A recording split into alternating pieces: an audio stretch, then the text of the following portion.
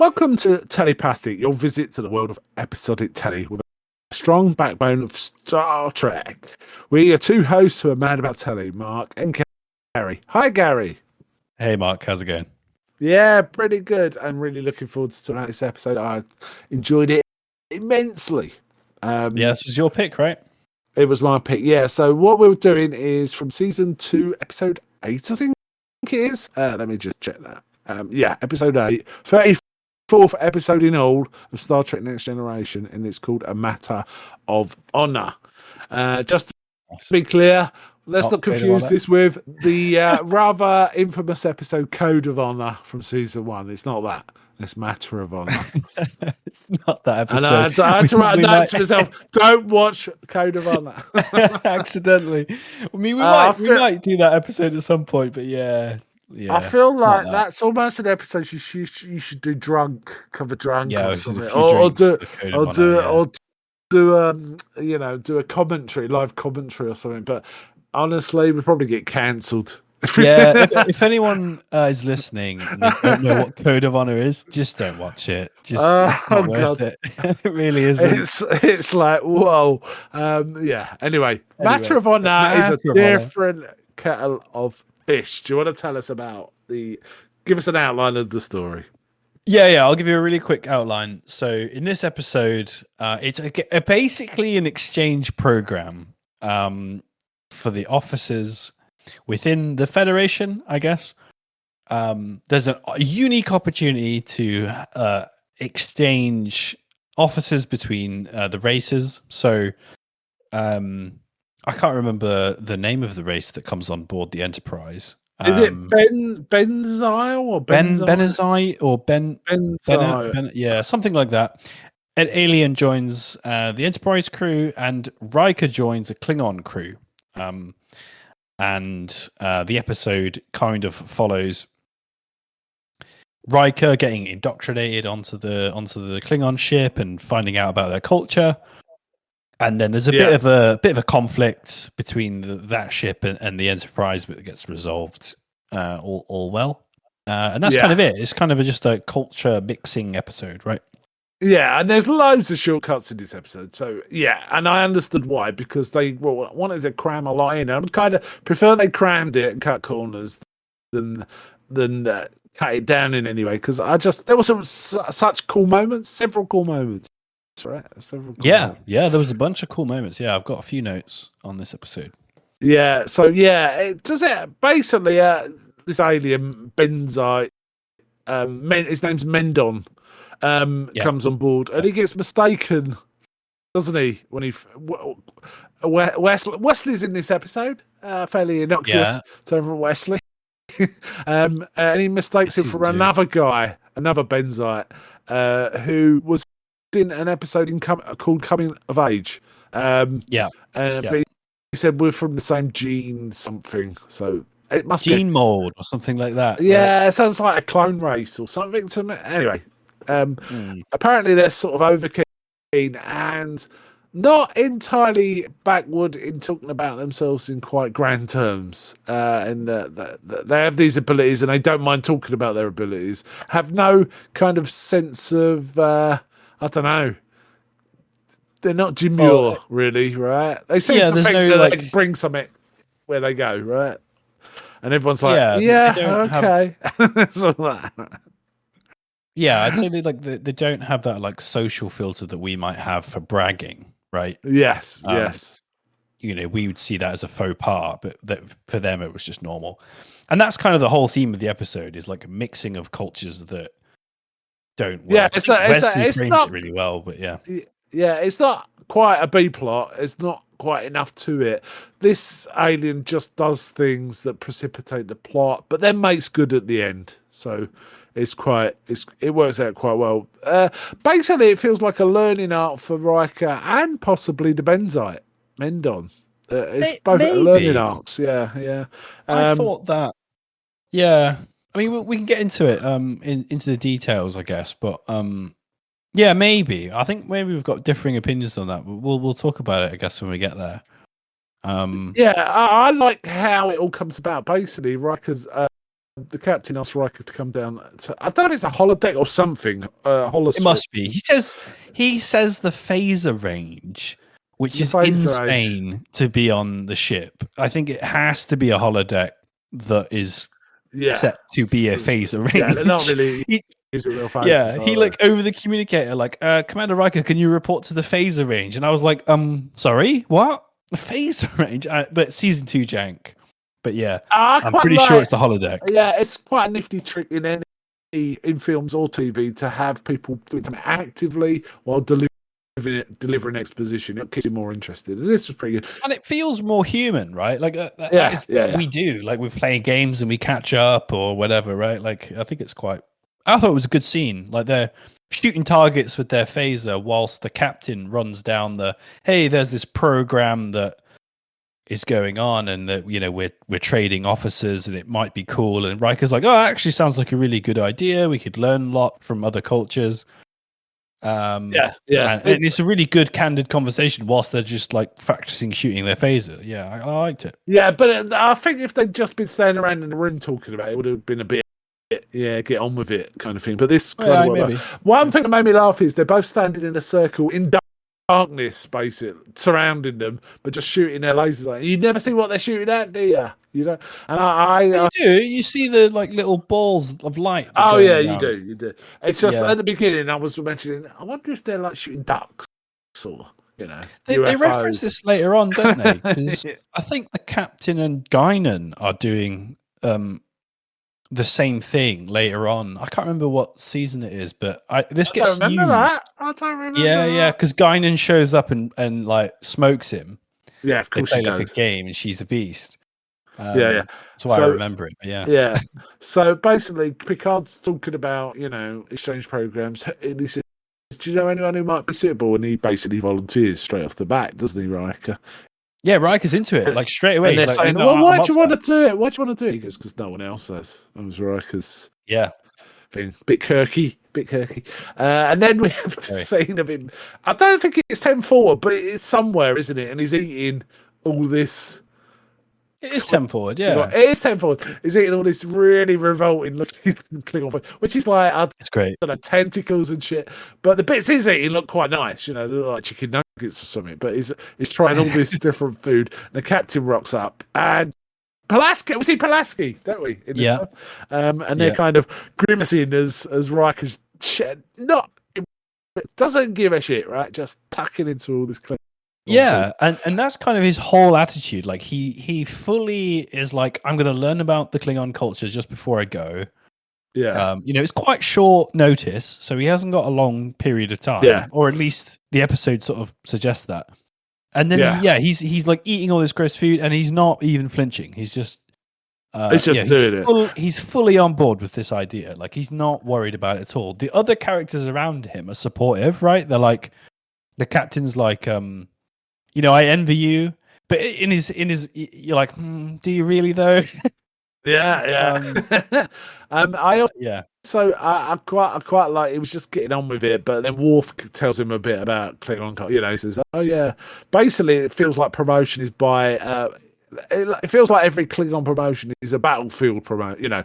You do it, step into someone else's boots by them. Yeah, blood-soaked boots usually. But you can you assassinate them. You can fight, but it isn't the same as the Terran stuff. That's all sneaky shit. The Klingons is all, in your face. Someone's coming for you when you're in a Klingon ship, right? And he's assigned to Klingon ship Pach, captained by Kargan. So Riker, Worf gives him a bit of a nod, tells him about it. He also gives him this transponder which says, this is a distress signal and helps us locate you and stuff like that. It's like a little lipstick thing, isn't it? Metal container like a lipstick. Yeah, and Riker uses that really cleverly at the end of the episode, which we'll talk about. But I thought they were going to go with a different route with that transponder thing, but I could talk about that later when it happens. But that was an interesting Chekhov's gun. I was like, when's that gonna come up? Oh, absolutely. And firstly, when Riker beams on the first Klingon, accompanying him to the captain, just keeps looking at him, and Riker's like, "Do you have a problem?"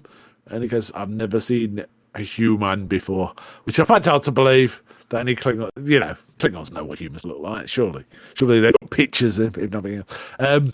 And then he goes and introduces him to the captain. And the first challenge is, where do your loyalties lie? And Riker makes it pretty straight. He says, "I will not break any oath I've promised to anyone else, but I also have an oath to serve this ship to death, and I will not break that oath either." And meanwhile, the second in command, who's called Clag, played by Brian Thompson, I'm going to talk about him in a bit, who's really tall, He's huge. saying things in Klingon to the captain, bad mouthing Riker, and captain's like, "Talk their language," and he says, "I do not believe you," and basically Riker kicks his ass, right? Yeah, it's a direct challenge, right? Yeah. So kicks his ass, which makes Kargan happy, and the rest of the queue kind of okay. So he can handle himself, right? Yeah, it's a really interesting scene. And what was cool about it, right? So we kind of skipped over it, but at the very start of the episode, we see some of Riker's first officer duties on the Enterprise, which is a really cool start to the episode, in my opinion. Yeah. He is commanding the bridge. He's handling a star. They're arriving at Starbase 147. Yeah. And he's basically just commanding the ship. He's telling people what to do. He's talking to the Starbase. He orders a bunch of people to do some stuff. He then hands over responsibilities to Data and goes and checks on the captain. Like, you see... Yeah, it's a proper chain of command, isn't it? You see how the Federation ship is functioning through his command, and it's really cool. And then obviously you get to the Klingon ship, and it's, he gets challenged just for existing. He has to win a fight in hand-to-hand combat on the bridge in front of the captain to earn the respect of his immediate subordinate. It was a cool. Change, I guess. I liked how this episode really does sort of add to the Klingon sort of mythos or lore or way of living quite a bit, actually.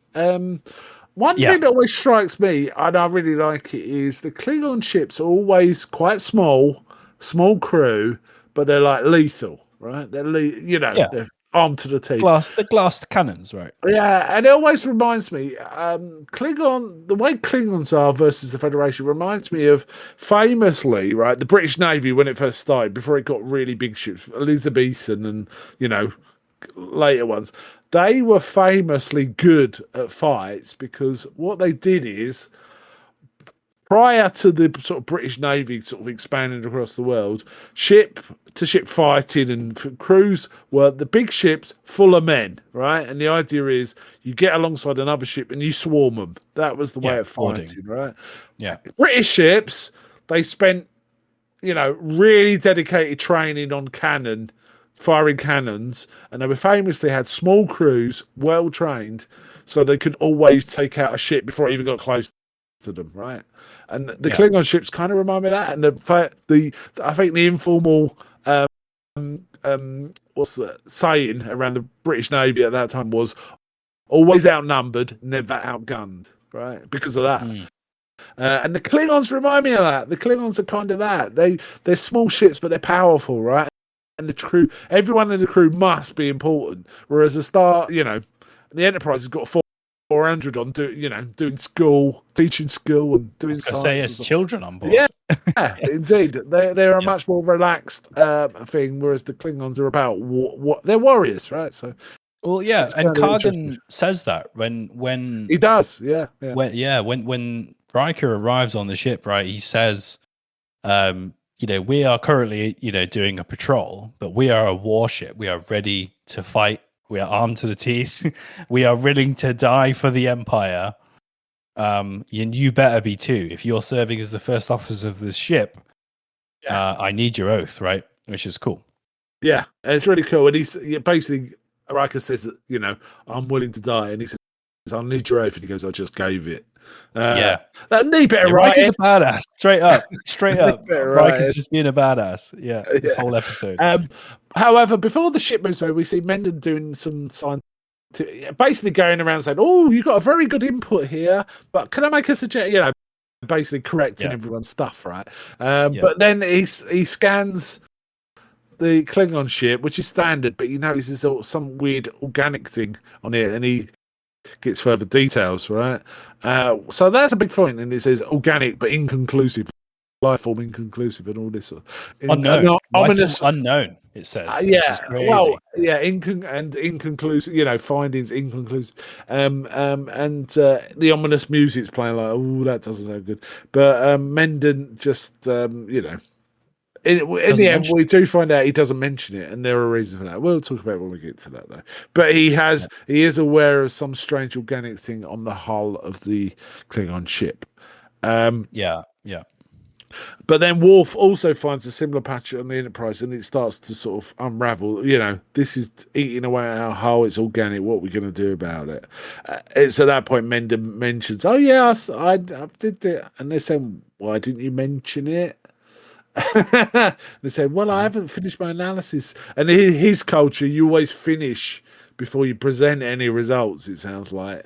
And it's like, no, anything that's risk to this ship, we need to know about immediately. I thought it was interesting because everybody was like, "Oh, Mendon, you fucked up, man. You really messed up. You really should have told us straight away." And I'm like, hang on a minute. This is an exchange program. Yeah. You haven't described he's on the bridge. You've put him on the bridge in a core function of the ship, and you haven't briefed him on protocols. I'm like, no. The captain messed up. I'm like, that is a leadership issue, not Mendon. Maybe. But they certainly pick him up earlier where he goes and presents stuff to the captain, and then the captain makes it clear there's a chain of command. You go and talk to your superior about stuff, and then they bring it to me if they feel I need to know it. But the captain's like, okay, that's our fault. That's our fault. Yeah, we need which is cool because it's kind of like, okay, this is the first time they are doing this kind of program, so it makes sense that there's gaps in the we've all done it, right? You're onboarding somebody at your new workplace. It's like, oh, well, yeah, we forgot that we've all got this set up years ago, and we just know it. Yeah, there's always those pieces. So yeah, it kind of tracks actually, but. Yeah, don't put the man in a core function of the ship. Yeah, straight away. That's pretty risky. He does express, I don't think I'm trying to impress the captain, and I've done. Wesley's kind of, it's not that bad, and stuff like that. Wesley's trying to sort of keep him sort of reasonably not so disheartened. But which is crazy. Again, it bugs me because I'm like, he is doing what he knows, right, from his culture. So we're seeing the cultural difference between how one culture operates to another, right? And he hasn't adapted yet to how the Enterprise crew. And everyone's like, "You made a mistake. You made a mistake." And I'm like, well, they're not shooting really or anything. They're just explaining you should have done this, right? So yeah, maybe.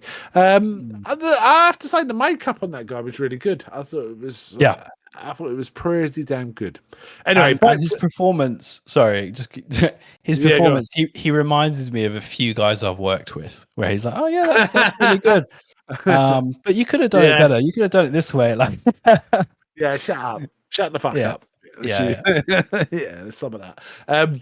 Back on the Klingon ship, basically Riker's bonding with the second in command. He's number 2, right?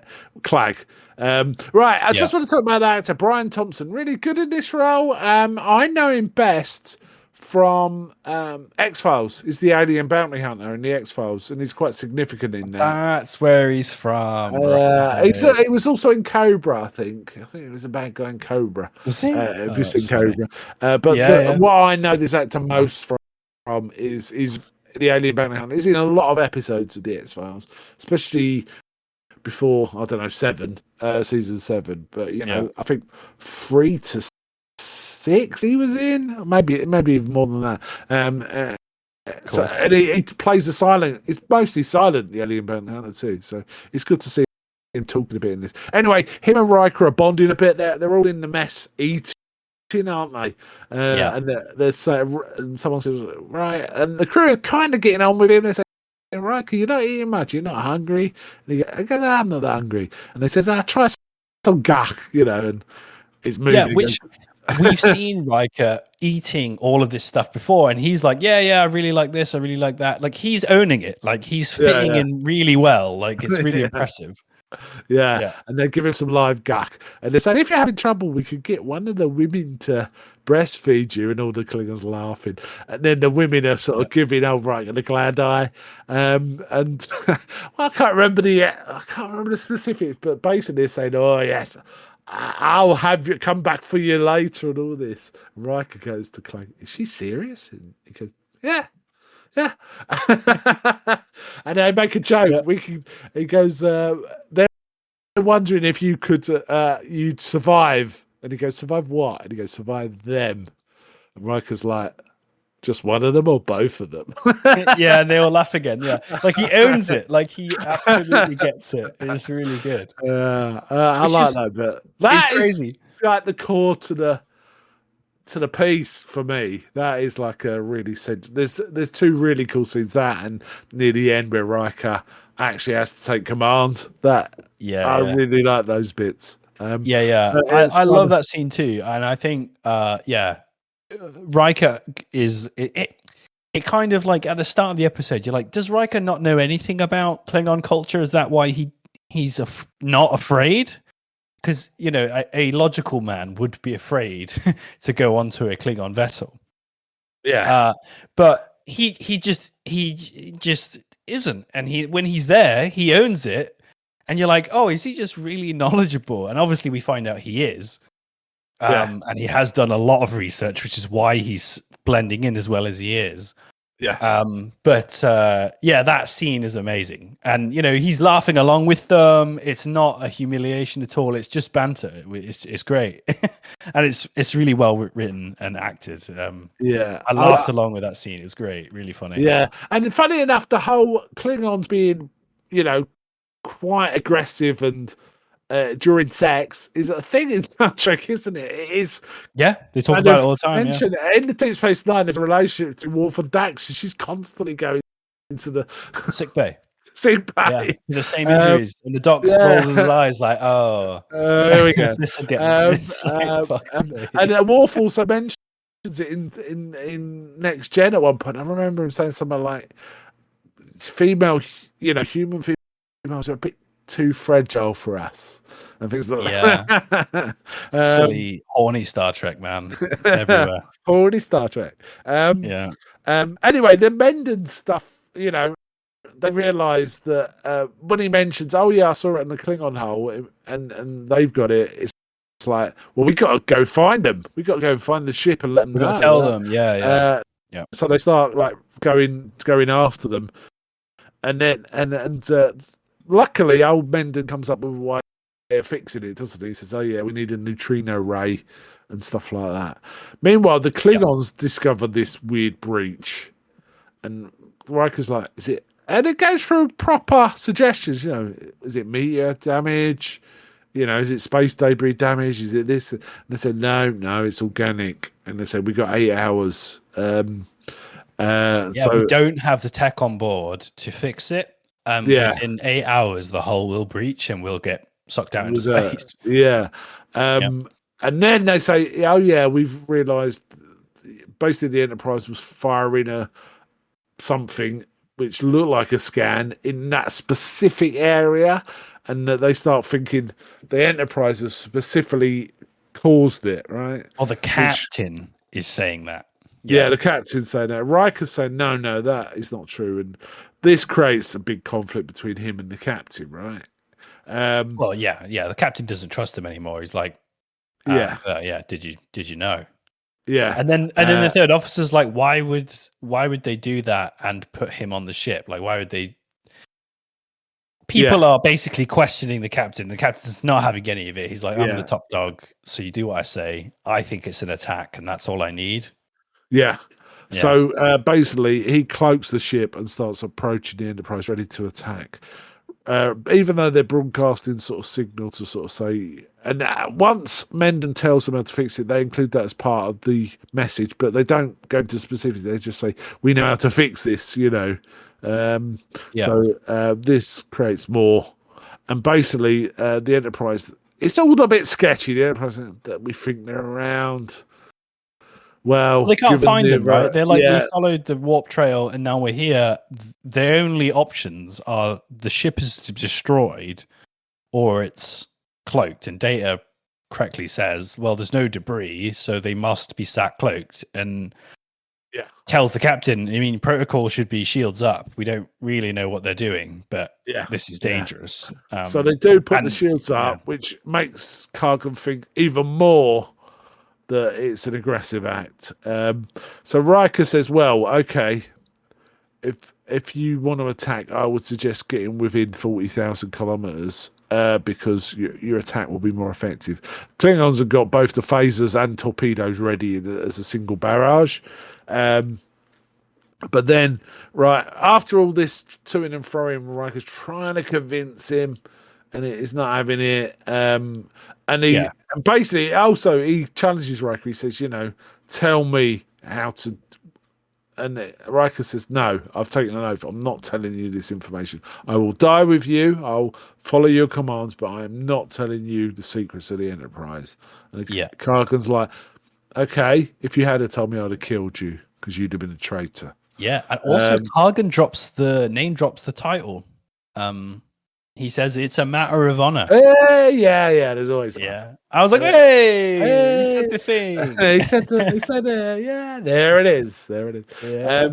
But then Riker starts the transponder, and the captain's like, "What's that? Give me that." And he takes it away. And basically, that transponder, though there's no mention of this, they clearly know exactly where the ship is, given they know where the transponder is. But they don't mention that. It's more like, "Quick, beam him back. We need to understand what's going on. We need Riker. Beam him straight to the the deck." I like the details though, because the chief, the transporter chief, is like, I can lock onto the transponder only, but the shields are up, Captain, so I can't transport through that. And also, it's moving really quick.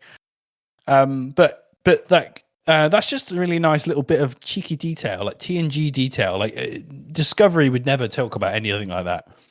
No. They would just go, oh yeah, just we'll do it. But there's some nice touches of just, oh, by the way, remember how we can't transport through shields, and remember that the Klingon ship doesn't have shields when it's cloaked. And in fact, I don't think Klingon ships have any shielding. Some of them don't. Anyway, I just thought there were some nice touches. Yeah. Chief O'Brien. I don't think we mentioned he's in this episode, so he's on the transport for this. So he gets a few scenes. Because he trolls Riker just before he leaves. Riker's like, "Oh yeah, ready when you are, Chief." And Chief's like, "Are you good luck, Commander?" And he's like, "I don't need luck. It's gonna be great." And he's like, "Well, rather you than me. I would be. Yeah, rather you than me. All right, see you later." Woo, and then just transports him. It's great. Yeah, because the older bride's going, you really want to go to a Klingon ship? So they beam back the captain, who's holding the transponder, who immediately pulls his gun, but Worf zaps him, stuns him. And then Riker assumes command of the ship. Right? Yeah, which they bit didn't feel. I feel like the Klingons would have kicked off at this point, but you know, it's TV. They've only got a limited amount of time. They have to cut corners here.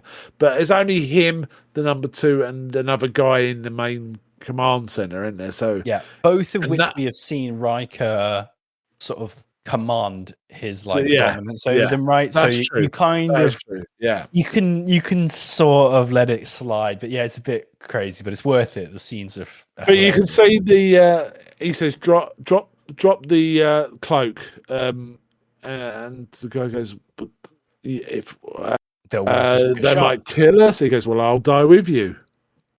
Yeah. And essentially, And we'll die in battle, and yes, it will be with glorious. honor, with honor. Yeah. So And they're like, yeah, fair play, drop the shields. drop the shields, and then Picard tries to communicate with him.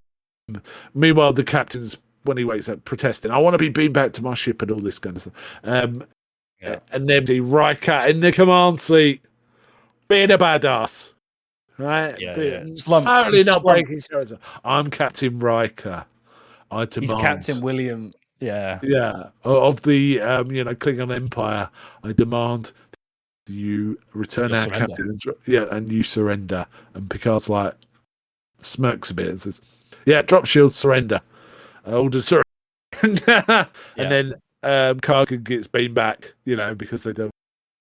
But essentially, the repairs have already started. At that point, they're doing their neutrino beam thing to fix the hull. But this Kargan's getting more and more pissed off because he's looking bad, isn't he? So he manages to cause the Enterprise to surrender. They clean up the ship. It's still going on. The Kargan goes back, and he marches back on.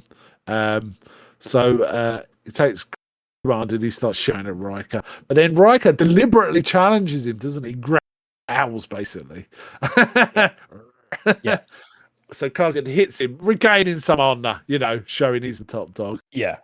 Well, Riker knows, right? He's like, so yeah. that if there's any sign of weakness, that the captain should be removed, and he's just been humiliated, basically. So so it gives him an Riker opportunity to slap down Riker, make himself. No, and he says, "Get him off my bridge, let him go back." And number 2 picks up Riker and he says, "You understand Klingons better than I thought you did."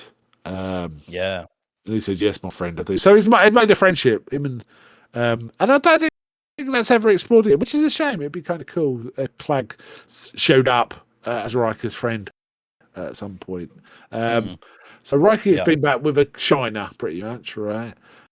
And they're saying, and there's a really, I said, what did they just say around the end? Because the captain says, looks like you need to know when to duck. And he says something like, "No, I need to know not when to duck." I've learned when not to duck.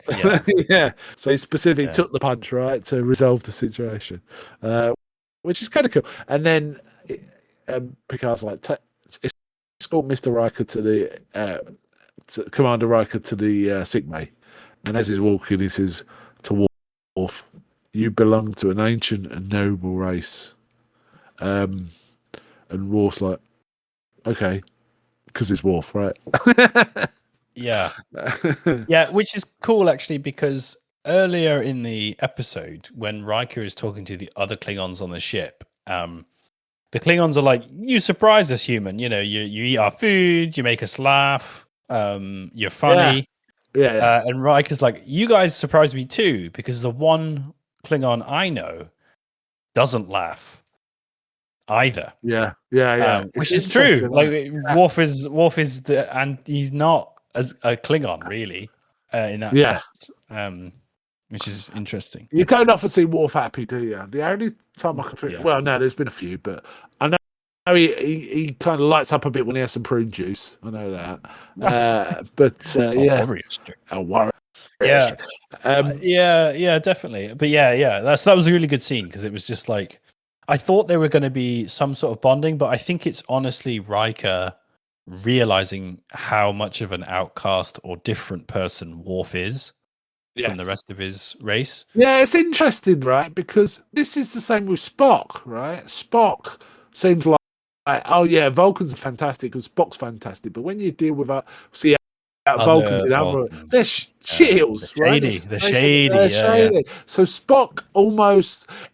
It's a bit like when people become expats, live overseas. They if an Englishman goes abroad, they become super English. They demand afternoon tea and and things like that. It's kind of that, maybe. I don't know. Yeah, maybe a small commentary on that. Maybe. Yeah. Worf feels he has to stick to a Klingon approach. The serious side of it. To code of honor, maybe keep his don't. to keep his Klingonness distinct, right? Yeah. So there's a bit of that. It kind of, I don't know if that's deliberate or it probably isn't, but I feel those parallels. I just want to say though, I think this episode really strongly influences how Klingons, are then written after this. I 100% think so, right? So this is season 2. This is fairly early in the TNG run. Yeah. And for me, this is what I imagine the Klingon ships to be. And, there's a lot of Worf stuff that happens later on. And if I'm honest, as a Star Trek fan, this might upset a few people.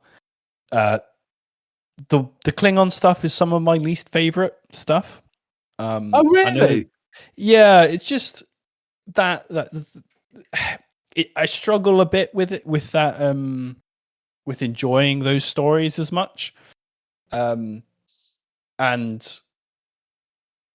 part of that is to do with Worf's story and things like that. But this episode really gets to what I enjoy about them. The cultural differences. The types of people they are, how the ship operates. We are scientific. We have scientists. We have built this ship. We know how to fix it. We choose not to have that gear on board because it's heavy, and we are here to kill things.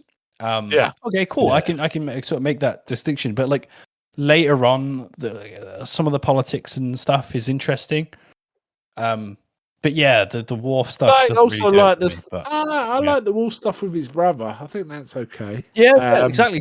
It's good, but a lot of it I'm not the biggest fan of. But this episode, I really enjoy this episode because it's just saying this is what Klingons are all about. If you didn't know, just watch this episode and you're clued in. Because I think they use this episode as a bit of a Bible later on. Yeah. I feel like there's two really strong pieces in the Star Trek universe that helped set up the Klingons, and that's Star Trek 3, where Christopher Lloyd is basically playing the first Klingon in since the original series, who we actually have some dealings with, the new look and stuff like that, not the kind of Mexican looking Klingons of the 60s. We won't talk about those. Klingons. Just people. We'd agree with Wolf. We won't talk about those. Christopher Lloyd, I think, set the template for Klingons, and then we saw Klingons in number 6. Well, a bit in 5, but mostly in 6, right? And that again set the template for they have small ships with really well trained crews who are there to fight. And then this episode we get that, but then we learn a bit more about the culture, and they have a laugh. They've got bants, right, and stuff like that. Which is quite common in when you're a sailor or a soldier or some armed forces. Kind of you live presumably. I wouldn't know personally. You work hard and you play hard. Yeah, you'd work hard and you play hard, and it's kind of like that, right? So I like this episode all around. I don't see any. I feel the shortcuts sometimes, but I understand completely. It's 42 minutes or whatever. They got to deliver a lot, and they do cram a lot in, and it's all pretty gold, right? There's very little filler in this. It is, and I gotta say, go on. Sorry, the non-Klingon stuff, with what's his name, Mendon, is important to the plot. So, and also the theme of the episode. So, it's good. Yeah, I think so too. I think again, it's another strong Riker episode. I think like you mentioned when we talked about the first episode of TNG, there was kind of like maybe it was Riker's going to be the Kirk, and Picard's going to sort of stay on the ship a bit more or whatever. But for me, this is another example of Riker would have totally owned as his own captain. I think he would have been great. Yeah. But anyway, he works really well in this episode, and it's just another on the list of great Riker episodes. Yeah, it's really good. I mean, do you think it would have been even better if he'd have played the trombone a bit? Or put his silky pajamas on? Yeah. Oh man. It made me laugh because it was one of the few times where Riker was a bit nonplussed by women. Usually he's super smooth, isn't he? But the fact that they were like, "Is she serious?" Yeah. And then like just downs his drink. So you don't know what happened, dude. You weren't there. Yeah, You might have. You just don't know. Well, definitely the two women we saw him eating with definitely took a shine to him. You could tell they laughed. They were licking their lips and giving him the glad eye and all this kind of stuff. The coolest bit is seeing him in the chair, captain's chair, saying, "I'm Captain Riker." Oh, I love that. Yeah, that was this really is Captain William Riker of the PAR for the Klingon Empire. I demand your surrender. Like, it was so good, and the reaction from Picard was amazing. It was a great scene, really, really awesome. I loved it. Yeah, really good episode. And the thing is, people go on about season 1 and 2's all right, but the real good stuff starts at 3. And it's like, no. I mean, we've talked about the Royale. We've talked about this. Yep. The episode after this is Measure of a Man, which is a fantastic episode. Yeah, that is a fantastic episode, and we will probably talk about it in this podcast at some point. I'm sure we will. There are some gems in season 1 and 2, but I think generally speaking, if I was talking to someone, who hasn't seen The Next Generation before, I will genuinely say to them, check these episodes out in season 1 and 2. You could probably give or take the others, and then just watch all of season 3 and onwards, and you'll be fine. Because Summer, Code of Honor, man, is like things like that. You're just like, people don't need to watch that. They really don't. You watch that for comedy gold. I just noticed the director of this episode, which I hadn't noticed before, was Rob Bowman. I know he directs lots of really good X-Files episodes as well. We really need to talk about X-Files. We'll I guess once we're off the Star Trek hype. Also because the alien bounty hunters in this episode, it kind of, I wonder if Rob Bowman was the one who suggested him, or maybe it's possible. Yeah, definitely. Contacts, right? It's all who you know. In that Well, he was very good, and he was a head taller than Riker, wasn't he? And again, it just made Riker even more badass when he was just nonplussed by that. He just beats him up. Like, he knows immediately what he has to do, and he just gets on with it. Yes, throws him into a console head first. I find Klingons a little more interesting than you, I think. But I just like also some of the way Klingons are treated in the rest of the Star Trek universe. I really like, for example, one of the few things I like from Discovery is the Vulcans have work out the Klingons pretty much immediately. And it says, "Oh yes, our response is the Vulcan hello," and you find out the Vulcan hello is just open all guns, start firing as soon as a Klingon turns up, which is kind of funny. That makes me laugh. It is funny.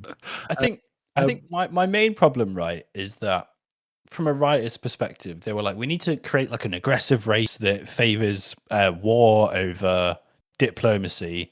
However, we need to make them allies at some point, right? When they were originally made in the original series, they're like antagonists almost all the time. Yeah, but by the time of TNG, they've signed a peace treaty and stuff. So there needs to be like, suddenly their culture and how they work needs to be fleshed out, and you never see a maintenance guy on a Klingon ship, but they have to exist in that culture somehow, or else your ships would never get fixed. Well, I assume Star Trek dodges all of that. We never see a maintenance man. We never see a dude cleaning the toilets. We never. It's always warriors, and I'm like, it doesn't really make sense. The scientist. I think I see. There's one episode where there's a Klingon scientist, and she's like, I don't get taken seriously, but like, I have good ideas. And you're like, yeah, but like, how has any of your scientific achievements happened then? If That must be science. nonsense. You know what I mean? Right, It doesn't make any sense. So that's my problem with it. Whereas like a Vulcan culture or our culture evolving into that, I can see it. The warrior race, which I'm just like, I don't know, brother. You're just kind of trying really hard to make that work. If they were pirates and they stole all their technology, I could maybe take it. But anyway, that's my main thing. And they have to skirt over it all the time. Yeah, I like the variety. I'm not too worried about that. I assume it's a bit like, let's go back to the Royal Navy analogy. It's like when the men aren't fighting battles, they're working hard, mopping the decks and keeping the ship, fit and stuff like that. So it's just they do other stuff, right? Show us that, right? Like you could show us a Klingon stuff. fixing the sink or something, right?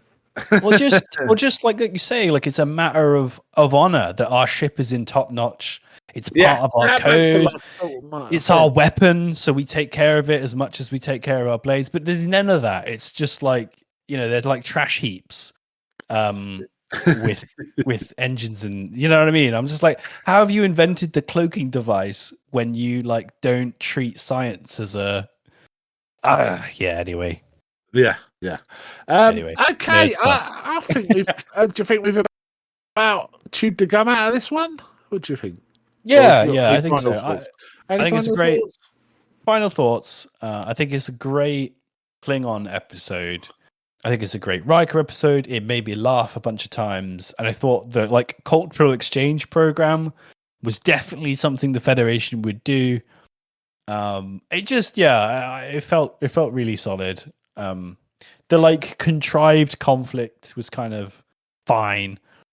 It gave us a badass moment. Didn't it gave us a badass moment. Yeah, that's worth the ticket price for sure. And I absolutely do think the Federation would be into cultural exchange. I'm not entirely convinced Klingons would be into it, but they seem to be.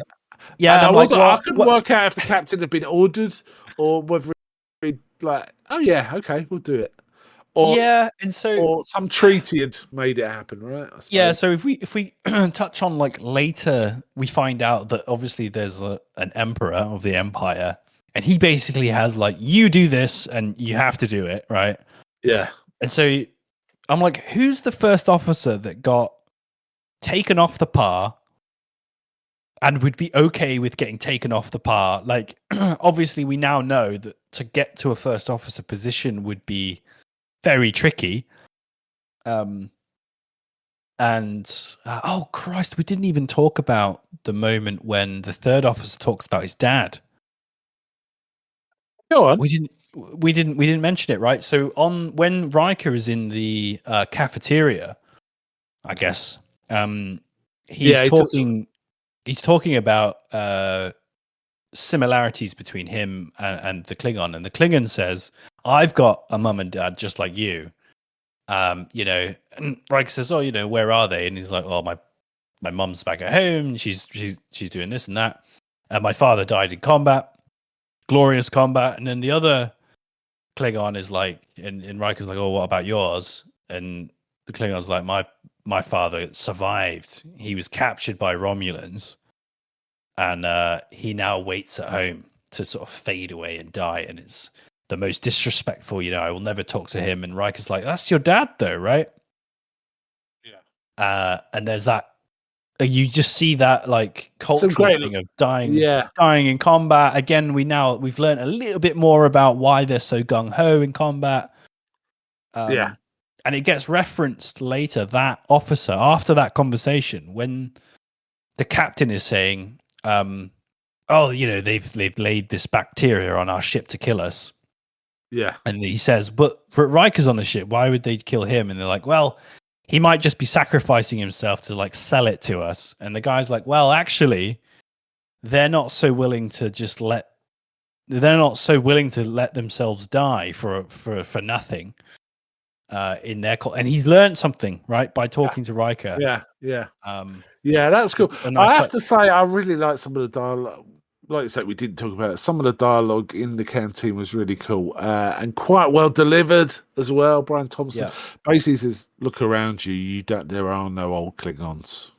Yeah, it's basically in these ships because everyone. And Riker immediately says back, right? He's like, because they've all died with honor, and the Klingon loves it. He's like, yeah, hell yeah, you're damn straight.